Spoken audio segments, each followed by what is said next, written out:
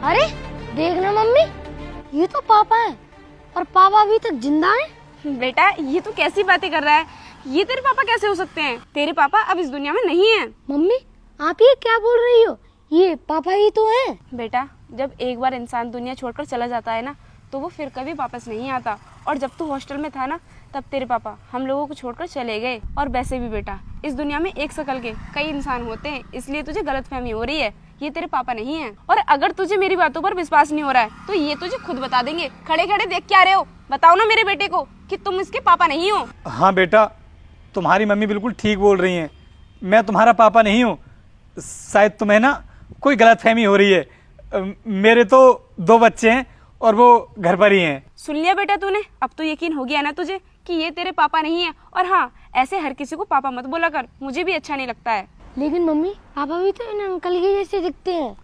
बेटा दिखते होंगे लेकिन है नहीं। अगर तेरे पापा इस दुनिया में होते तो वो हमारे साथ रहते। ये तो मामूली सा सिक्योरिटी गार्ड है, अपना पेट भरने के लिए ये 2 कौड़ी की नौकरी कर रहा है। हमें और भी काम करना है, चल मेरे साथ।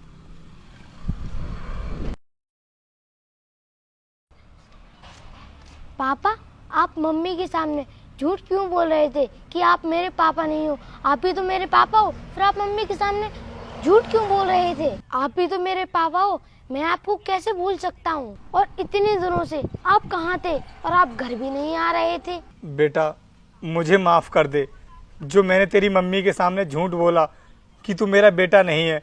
बेटा मैं तुझसे बहुत प्यार करता हूँ और मैं नहीं चाहता कि तू मेरी नज़रों से दूर हो। बस इसी वजह से मैंने झूठ बोल दिया।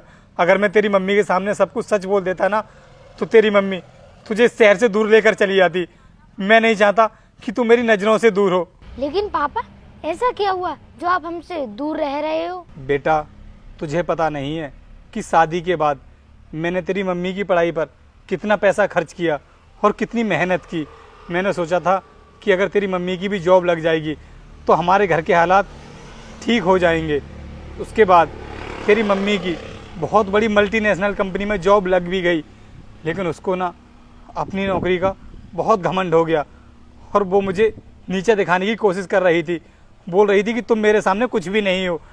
बस इसी वजह से उसने मुझे छोड़ दिया और उसने ये भी कहा था कि हम दोनों के बीच में जो कुछ भी हुआ है इसके बारे में हमारे बेटे को कुछ भी पता नहीं चलना चाहिए।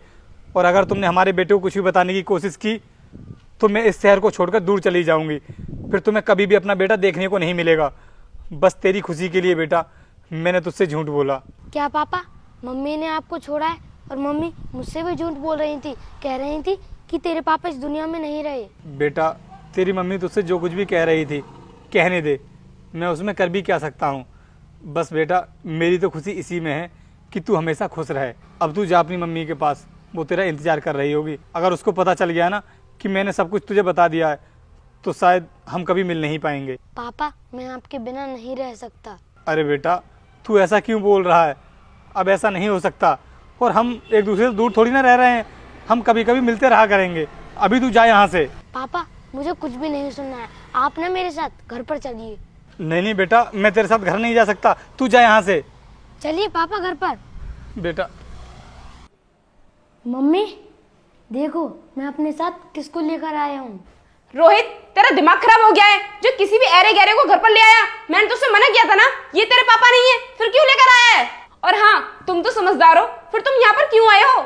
बस मम्मी बहुत हुआ आपका नाटक, अब ना मुझसे सच्चाई छिपाने की जरूरत नहीं है। मुझे ना सब कुछ पता चल चुका है कि यही मेरे पापा हैं। और जिंदा होते हुए आपने पापा को मार दिया, आपको बिल्कुल भी शर्म नहीं आई? इसका मतलब तुमने इसे सब कुछ बता दिया। मैंने तुमसे मना किया था ना कि हमारे बच्चे को हमारे बारे में कुछ भी पता नहीं चलना चाहिए, फिर भी तुमने इसे बता दिया। अब रहना इसके बिना, मैं इसे लेकर कहीं दूर चली जाऊंगी, फिर तुम इसकी शकल भी नहीं देख पाओगे।